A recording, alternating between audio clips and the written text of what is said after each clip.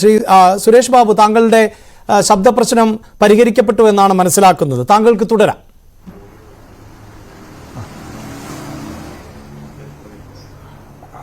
ഈ പരാതി ലഭിച്ച് അന്വേഷണത്തിന് പോലീസ് തയ്യാറെടുക്കുന്ന സാഹചര്യത്തിൽ ഒരു നേതാവിനും മൗനം തുടർന്ന് നിൽക്കാൻ സാധിക്കും എന്നെനിക്ക് തോന്നുന്നില്ല.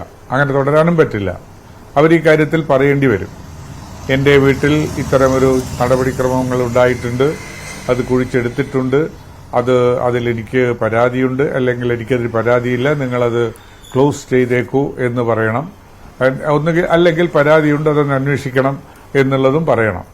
അത് ആ മൗനം തുടരാൻ കഴിയില്ല എന്ന വസ്തുതക്ക് മാത്രമായി നിതാന്തമായ ഒരു കാര്യമായിട്ടാണ് ഞാനിത് പറയുന്നത്. പക്ഷെ എനിക്ക് അഡീഷണലായിട്ട് അതിനേക്കാൾ അപ്പുറത്തേക്ക് പറയാനുള്ളത്, ഇതൊരു കോൺഗ്രസ് നേതാക്കന്മാരെ സംബന്ധിച്ചിടത്തോളം നേതാക്കന്മാരുടെ വീടുകളും അവരുടെ ജോലി സ്ഥലങ്ങളും ഒക്കെയായി ബന്ധപ്പെട്ട് നോക്കിയാൽ ഇതൊരു പുത്തൻ കഥയല്ല. നേരത്തെ ബഹുമാനപ്പെട്ട KPC പ്രസിഡന്റായിരുന്ന ശ്രീ VM സുധീറിന്റെ വീട്ടിൽ 8 തവണ ഇത്തരം ചില ഉപചാരക്രിയകൾ നടന്നിട്ടുണ്ട് എന്ന് അദ്ദേഹം തന്നെ മാധ്യമങ്ങളോട് പറയേണ്ടി വന്നിട്ടുണ്ട്. തുടർന്ന് അദ്ദേഹം പറഞ്ഞു, എനിക്കിതിൽ പരാതിയോ ഇല്ല, ഭയപ്പാടോ ഇല്ല, അതുകൊണ്ട് അന്വേഷണങ്ങളൊന്നും നടത്തേണ്ടതില്ല എന്നുള്ള കാര്യവും അദ്ദേഹം തന്നെ അന്ന് പറഞ്ഞിട്ടുള്ളതാണ്. അങ്ങനെ അത് അവസാനിപ്പിച്ചിരിക്കുന്നു. ഇവിടെ ഇങ്ങനെയൊരു പരാതിയുണ്ട്, ഇങ്ങനെയൊരു സംഭവം നടന്നിട്ടുണ്ട് എന്ന് പൊതുവേദിയിൽ പ്രത്യക്ഷപ്പെട്ടിട്ടും അതിനെക്കുറിച്ച് KPC പ്രസിഡന്റ് മറുപടിയല്ല, ഒരു മൗനത്തിൽ നിൽക്കുന്നത് അതൊരു ദുരൂഹതയാണ്. അതെന്തിനാണ് അങ്ങനെ മൗനത്തിൽ നിൽക്കുന്നത്? അതൊക്കെ കണ്ടു, എന്റെ വീട്ടിൽ തന്നെ നടന്നതാണ്, അത് ഞാനതൊന്നും ഗൗരവമാക്കി എടുക്കുന്നില്ല, അല്ലെങ്കിൽ ഞാനത് ഗൗരവമാക്കി എടുക്കുകയാണ്. അതിന് അന്വേഷണം നടത്തി ഇതിന്റെ ചെയ്തിട്ടുള്ള ആരെങ്കിലും എന്തെങ്കിലും ഇൻവോൾവ്മെന്റ് ഉണ്ടെങ്കിൽ അവരത് അവരെ പുറത്തു കൊണ്ടുവരണം എന്ന് അദ്ദേഹത്തിന് പറയാം. ശരി, പക്ഷെ ഒരു കാര്യം ഞാൻ പറയാം, അവിടെയാണ് ശ്രീ PM സുരേഷ് ബാബു, അവിടെ ഞാൻ ഇടപെട്ട് ചോദിക്കുന്നത്, കഴിഞ്ഞ ദിവസം വിപിൻ എന്ന വ്യക്തിയുടെ പ്രതികരണം നമ്മൾ പുറത്തുവിട്ടിരുന്നു. അദ്ദേഹം ഇതേ സുധാകരന്റെ വിശ്വസ്തനാണ് എന്നത് ഈ രാഷ്ട്രീയ മേഖലയിലുള്ള എല്ലാവർക്കും അറിയാം. മുമ്പ് അദ്ദേഹത്തിന്റെ സ്റ്റാഫ് അംഗമായിരുന്നു എന്നതറിയാം. വിപിൻ പറയുന്നത് ഒരു പരിധിവരെ സുധാകരൻ പറയുന്നതിന് തുല്യവുമാണ് എന്നുള്ളതും എല്ലാവർക്കും അറിയാം. സുധാകരൻ ഇതിൽ നിന്ന് മുഖം തിരിക്കുന്നു, കാര്യമായി പ്രതികരിക്കാതെ പോകുന്നു എന്ന് പറയുമ്പോൾ പോലും സുധാകരനും അല്ലെങ്കിൽ അദ്ദേഹത്തിന്റെ കുടുംബത്തിനും ഒക്കെ പോലും ഇതിൽ വിശ്വാസമുണ്ട് എന്ന് വേണം മനസ്സിലാക്കാൻ. കമന്റ്സിന് ഉണ്ടാക്കിയെടുക്കാൻ കഴിയില്ല. അതെ, നമ്മളോടൊക്കെ ചുറ്റിപ്പറ്റി നിൽക്കുന്ന സ്നേഹിതന്മാരും സുഹൃത്തുക്കളും ഒക്കെ ഉണ്ടാകും.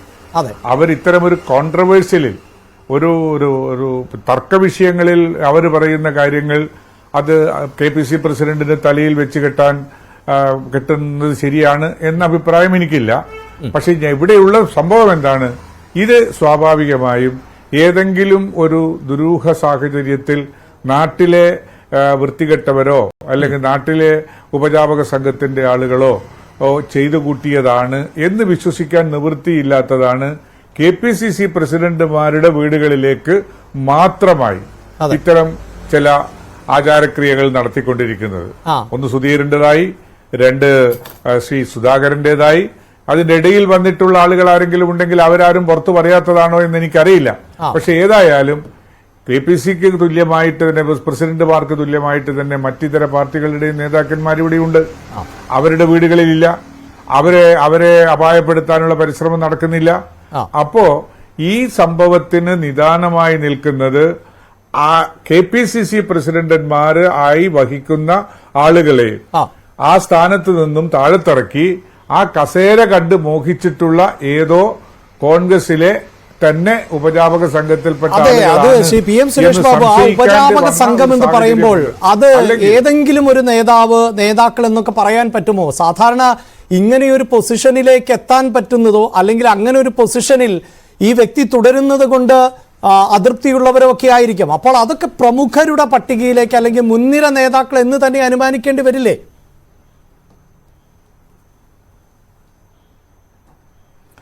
അല്ല,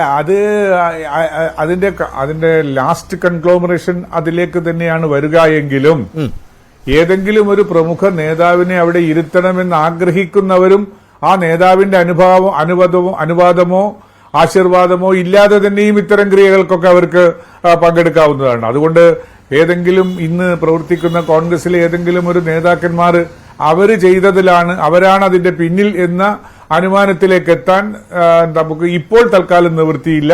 അത് അന്വേഷണം കഴിഞ്ഞിട്ട് അന്വേഷണത്തിലൂടെ പുറത്തു വരുന്ന സാഹചര്യത്തിൽ മാത്രമേ അത്തരം ഒരു അനുമാനത്തിലേക്ക് നമുക്ക് എത്താൻ കഴിയുള്ളൂ. അതായത് ഏതെങ്കിലും ഒരാളെ എന്റെ മനസ്സിൽ വെച്ചുകൊണ്ട്, അവരുടെ മനസ്സിൽ വെച്ചുകൊണ്ട് അവിടെയാണല്ലോ ശ്രീ സുരേഷ് ബാബു ഇതിപ്പോൾ അവിടെയാണല്ലോ ഇതിപ്പോൾ താങ്കൾ പറയുന്നതനുസരിച്ച് കോൺഗ്രസ് നേതാക്കൾ എല്ലാവരും തന്നെ സംശയത്തിന്റെ മുൾമുനയിലേക്ക് വരുന്ന ഒരു സാഹചര്യം ഉണ്ടാകുന്നു.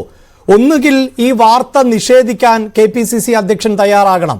ഇത് തെറ്റായ ഒരു വാർത്തയാണ്, ഇങ്ങനെ ഒരു സംഭവം എന്റെ വീട്ടിൽ നടന്നിട്ടില്ല, ന്യൂസ് 18 കള്ളം പറയുകയാണ് എന്ന് പറയാൻ തയ്യാറാകണമായിരുന്നു. അതിന് KPCC അധ്യക്ഷൻ തയ്യാറായിട്ടില്ല. രാജ്മോഹൻ ഉണ്ണിത്താന്റെയും KPCC അധ്യക്ഷൻ K സുധാകരന്റെയും ശബ്ദമടക്കമാണ് ഞങ്ങൾ നൽകിയത്. അന്ന് ഈ കൂടോത്രത്തിന്റെ അവശിഷ്ടങ്ങൾ പുറത്തെടുക്കുമ്പോൾ അതിന് സാക്ഷിയായിട്ടുള്ള, ദൃക്സാക്ഷിയായിട്ടുള്ള വിപിന്റെ പ്രതികരണമടക്കമാണ് ഞങ്ങൾ ടെലികാസ്റ്റ് ചെയ്തത്. അവിടെയാണല്ലോ ഈ പ്രാധാന്യം നിലനിൽക്കുന്നത്. അങ്ങനെയെങ്കിൽ ഇതാര്, എന്തിനിങ്ങനെ സംശയത്തിന്റെ മുൾമുനയിൽ നിർത്തണം എല്ലാ നേതാക്കളെയും?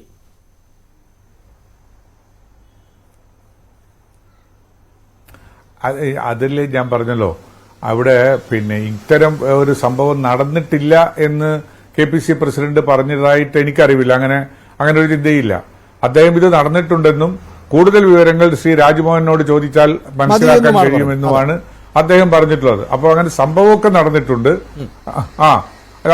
ചോദിച്ചാൽ മതി എന്നാണ് അദ്ദേഹം തന്നെ പറഞ്ഞിട്ടുള്ളത്. അതെന്റെ ശ്രദ്ധയിൽപ്പെട്ടിട്ടുള്ളതാണ്.